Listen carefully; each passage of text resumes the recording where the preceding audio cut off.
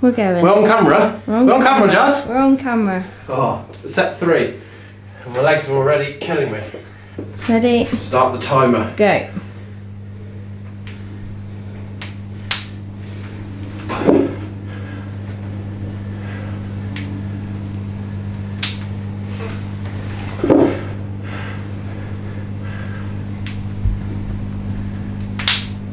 Popcorn knees.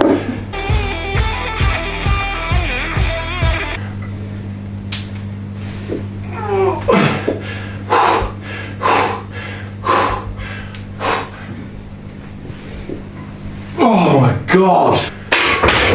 1:06. Wow! Wow, I thought I was going to fail that last rep, I'm not going to lie. I've never seen somebody breathe so much on the way down. Oh, because it's just crushing me.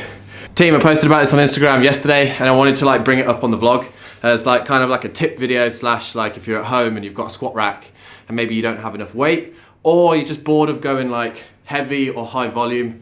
This is like a good way to overload the muscles and like stimulate capacity and growth without actually having to like lift heavy a lot or do a lot of volume. A lot of people in CrossFit think that the only way that you can train to be able to do more reps is do more reps, right? Like it's a big misconception. If you want to get better at handstand push-ups, just do loads more handstand push-ups, do sets of 20, 30, 40, 50. Whereas sometimes slowing down the work that you're doing and overloading the muscle that way is just as beneficial, if not worse.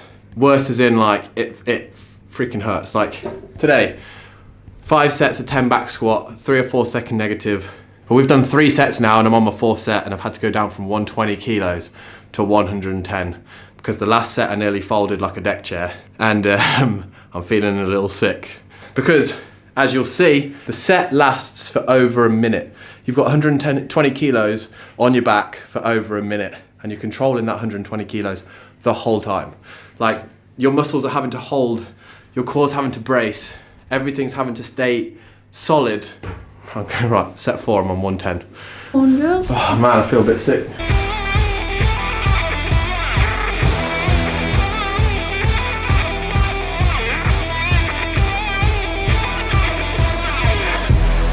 A few good things about doing these, which like a lot of people don't think about when they're actually doing them, is that it builds positional strength throughout the range, right? So when you're doing the movement, you shouldn't be bouncing, right? So you shouldn't be controlling, bounced.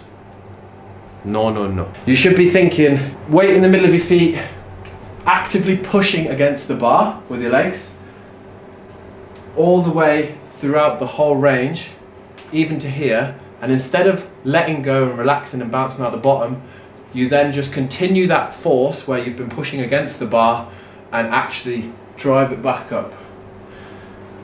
Kind of a weird thing to think about, but it's super beneficial for people that get stuck in certain positions. So if you're one of those people that tries to bounce out the bottom and sometimes you bounce, you fall forwards, you can't stand it up, this is cueing that strength out the bottom to keep that chest high. Also on the negative part of the lift, when you're coming down like this, you're recruiting more muscle fibers within the quadriceps. You're recruiting more muscle fibers within the quadriceps. Can't speak, I'm so. Whilst you're doing that negative portion of the phase, so you're getting that little bit more damage to the muscle, you're going to build a little bit more muscle. And also, you know, because the weight is lighter than what you usually would be squatting. For me, I'm going at 55-60% of my 1RM back squat, which is like, you know, if you were just going to do sets of 10 at it, it wouldn't be that bad. But because you're doing it with that tempo, even though the weight is light and it gets bad, you can drill positioning. So you can make sure that your squat looks beautiful and you get that good Matt Fraser squat where, you know, it just looks. And obviously then slowing down the movement to move well and get good mechanics, then when you increase the weight or you increase the speed that you move at, your body will then go into the position that you drill it to go into and you should be more efficient and you should be stronger. I'm just stalling before the last set, Jazz, if I'm going to be honest. Hurting.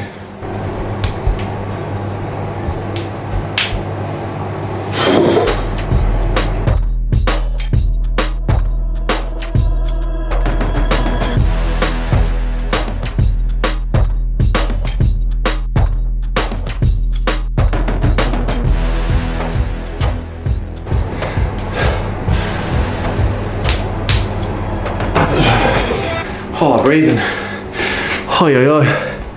Another key thing about doing negatives. How lovely your hair looks now you've washed it, by the way. Is the testosterone release from you absolutely blasting the CNS. Like if you do this right and at a decent weight so that the 10 are a struggle, your central nervous system on those last 3 or 4 reps, from bracing and holding you in position, stopping that core from collapsing, keeping that chest up, you're just gonna get a good testosterone release. Also, one thing I thought about when I was actually doing that set was that you can kind of fix imbalances. Like, yeah, I know you're doing a compound lift here, but like when you're coming down especially, you can feel the distribution of the weight and how much effort is going through each leg.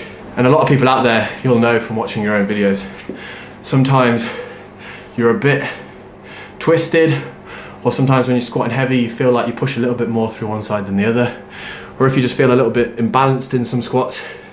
This is a great way to film your set, and then this is a great way to, through your own proprioception, through your own feeling, be able to correct it. But also, if you video it and go, okay, next set I'll shift a little bit here, you can kind of like fix your squat. Oh, that was a horrible 5 sets. How long did that take us? Like a good 30 minutes to do 50 reps. Maybe not that much, maybe 20. Now this method isn't just for squats. We did it the other day with handstand push-ups. You can do it with anything. Pull-ups, you name it. It's just something that I wanted to bring up on today's video whilst we were doing this, and do like a quick tip video because it's overlooked in training. Especially coming up to the open, you know, if you're doing a lot of volume, sometimes it's good to strip back the amount of reps and maybe just slow it down and build the capacity that way. Or if you're one of those people that's got a niggling knee injury, you know, something that if you bounce out the bottom or if you go too heavy it hurts, sometimes slowing down the reps and going at a lighter percentage, you're gonna get the same work done, but just you're gonna put less stress on the knee.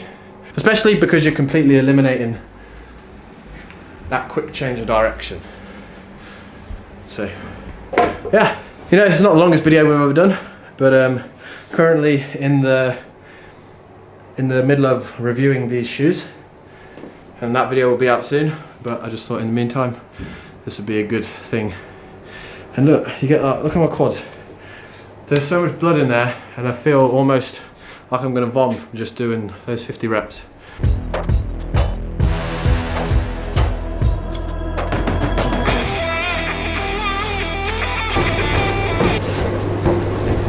She's the best around.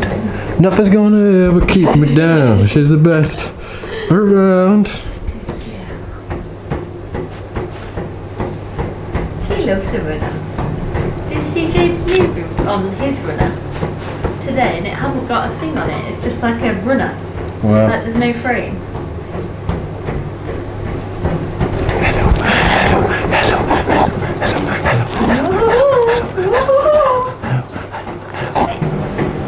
Look at those quads. You could build those quads doing these. Look at them. Talking about me?